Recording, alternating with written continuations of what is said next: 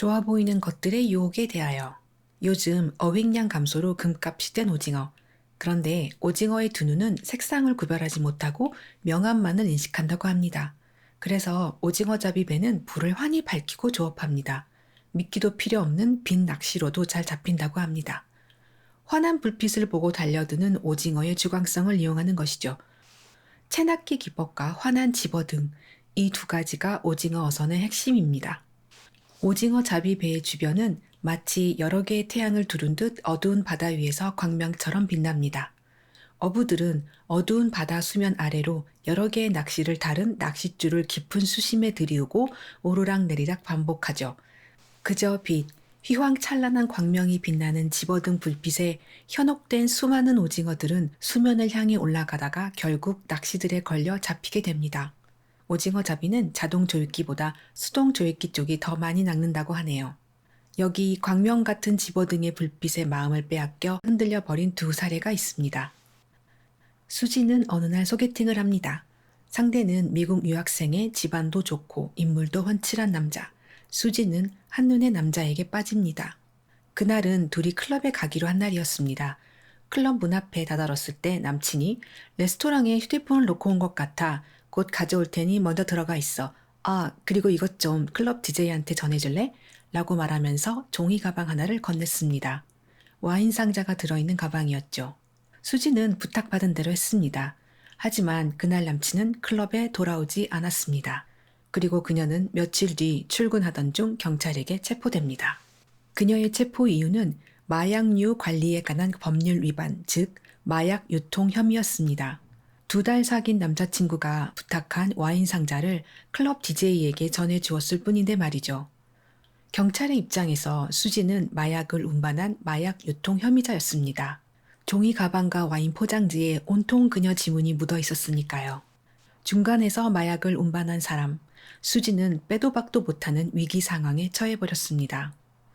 저는 정말 억울해요. 저는 죄가 없다고요. 28살 수지는 절규했습니다. 수지는 법에 어긋나는 일을 해본 적이 없는 모범적인 시민의 삶을 살아왔으니까요. 평범한 가정에서 태어나 좋은 대학, 좋은 회사에 다니는 선량한 직장인. 그것이 이제까지의 사회 속 수진의 위치였어요. 수진이 마약 복용자가 아니라는 것은 진실. 수진이 마약을 운반한 것은 증거가 확실한 사실. 아쉽게도 법은 사실과 증거에만 근거해 판단하고 판결합니다. 마약류 관리에 따른 법에 의하면 마약 유통 혐의는 최하 5년에서 무기징역까지입니다.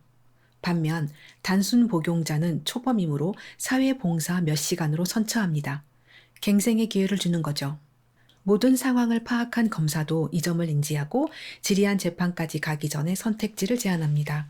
최소 5년을 교도소에서 복역할 것인지 아니면 졸지에 마약 투약한 적 없는 마약 사범이 되어 사회봉사로 마무리할 것인지.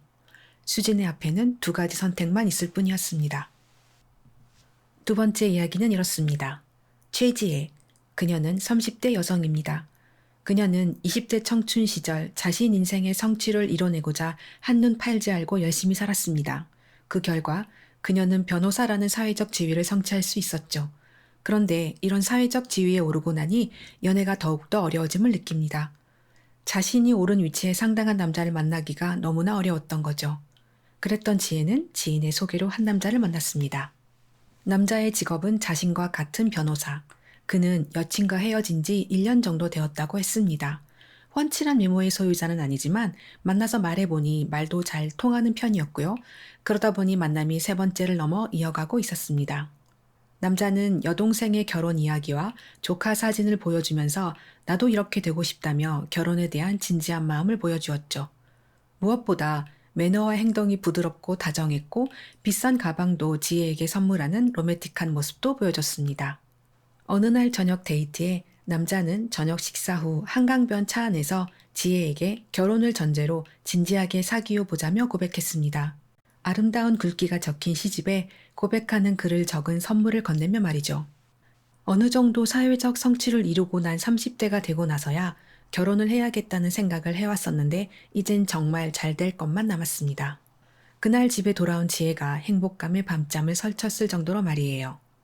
그런데 며칠 후 지혜의 휴대폰에 모르는 번호로 전화가 걸려왔습니다. 지혜는 의뢰인이거나 송사 관련자이겠지 생각하며 전화를 받았습니다.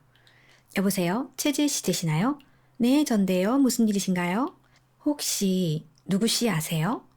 낯선 여성의 입에서 자신이 만나고 있고 자신에게 결혼을 전제로 진지하게 사귀어 보자고 고백을 했던 그 남자 이름을 듣는 순간 지혜는 머릿속의 모든 생각이 뚝 끊긴 것만 같았습니다. 잠시 멍한 머리를 가까스로 부여잡고 지혜는 대답했습니다. 네, 그런데요. 저는 누구씨 여자친구인데요. 그쪽이 아셔야 할 일이 있어서요. 뭐죠? 지금 그쪽 말고도 누구씨가 썸 타거나 만나는 여자가 34명이 더 있어요. 전화기 건너편 낯선 여자의 말에 지혜는 잠시 이게 뭐지 싶었습니다. 양다리, 3다리도 아니고 35다리라니 듣도 보도 못한 전무후무할 상황 속에 지혜가 엮인 것입니다. 이런 터무니없는 사건은 남의 송사로만 다뤄봤지 자신이 직접 개입된 적은 처음이었으니까요. 상대방의 이야기를 들어보니 남자의 전화기는 2개인데다가 그중 하나의 전화기 속 카톡에서 확인된 여성만 35명이었다는 겁니다.